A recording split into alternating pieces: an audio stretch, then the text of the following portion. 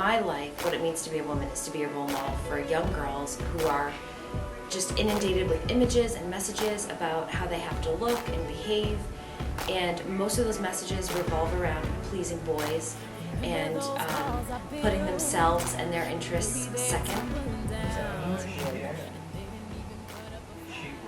Well, today it means you have an enormous obligation to change things. Because I feel our gender desperately needs enormous change right now. What does it mean to be a woman? It means you have a lot more responsibility than you ever thought you would.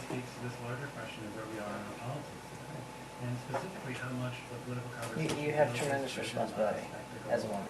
For me, to be a woman is what I like most about being a woman is that I am free to be the full spectrum as emotionally. I can be strong, I can cry my eyes out, I'm not judged, I can speak my mind, lay down the boundaries, but I also can be fully emotional, and that freedom is such a luxury, and I know that that's not a luxury for most boys and men I know, and so I feel grateful for that.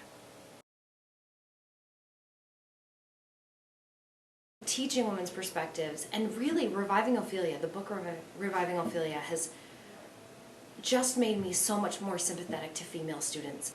Teaching the class has just made me so much more aware of the pressure that girls are under to fit in with each other, to fit in with boys, to fit in with their parents, to fit in with society as a whole, and then also the very real struggles that they have. So what really got me started is I played sports with boys, and I looked like a boy when I was little, so I was treated like one of the boys. Even though I had crushes on the boys, they did not have crushes on me.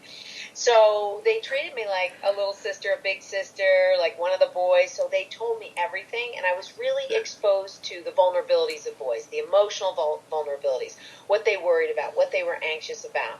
And so I really understood boys and all the things they had going on, but I was also a girl and understood girls, so I sort of had dual citizenship. And then as I grew older, I became interested in, people making sweeping generalizations about boys and so gender stereotypes really got me because I didn't fit in them as a girl, and I realized it was, this was in 2006, 10 years ago, and I thought, oh my gosh, we have a bit of a crisis, and I sort of explored that, and what I learned, I couldn't unknow those things. And so that really drove me to educate both men and women about who they are and being true to who they are and finding who they are as, both sexually and as a person. Well, I think that our culture is really dangerous because we have different standards for boys and girls, and those standards are so subtle and pervasive at the same time. We're taught from such a young age that girls are here to please boys and look a certain way and be cute and pretty, and as soon as anybody deviates from that, then they're kind of ostracized and made fun of. And boys at the same time are taught that their job is to be dominant and that girls are there for the taking, and we don't realize that it's part of this pervasive rape culture that is infiltrating every part of our lives, and it's so much a part of our everyday experience that we don't think it's a big deal. Why do I think it's so dangerous to our girls? This culture is horribly destructive, so destructive on every level. I mean, on every level. I mean, everywhere they turn. All your messages for girls are telling them they're powerless in one way or another, whether it's subliminally or if it's direct, but everywhere they turn. The violence, the brutality in every primetime television program, the victim's always a woman or a girl. I mean, your music, it's the same. I mean, it's all playing out on campuses across the country. Porn has become the sex ed teacher. When are you going to be a victim? Not, are you going to be a victim? The culture is so twisted at this stage, I feel our girls must walk around thinking, when is it going to happen to me? Girls have limited opportunities to cope with those problems in positive ways. There are so few arenas where girls are encouraged to tap into their power. Primarily for girls, obviously you know, for instance, I think porn is a big fueler of rape culture. Certainly media, marketing, all of these things contribute.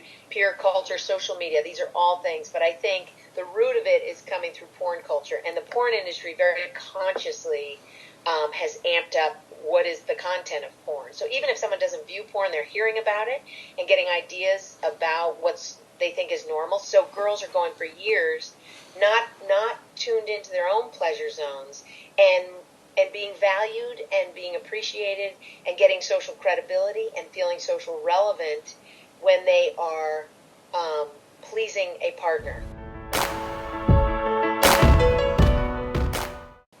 This is what I hear from young girls or young women. They say, I'm proud of my body. I should be able to send nude sexy photos. Like, this is empowerment. This is sexual liberation. This is feminism. And I say, okay, so who's got the power when you send that photo? And if you need that much validation and you are responding, you want to see all those likes and all of that validation, how confident are you really in your body? And that goes back to that social relevance, like you get on the list of hot. That's like a false sense of empowerment.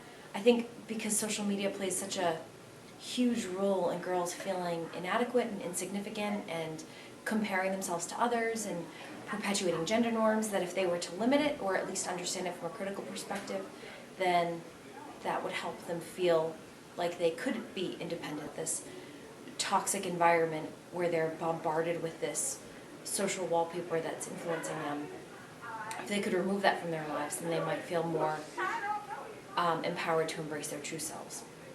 Our girls need to know that it's just totally okay for them to do their own thing.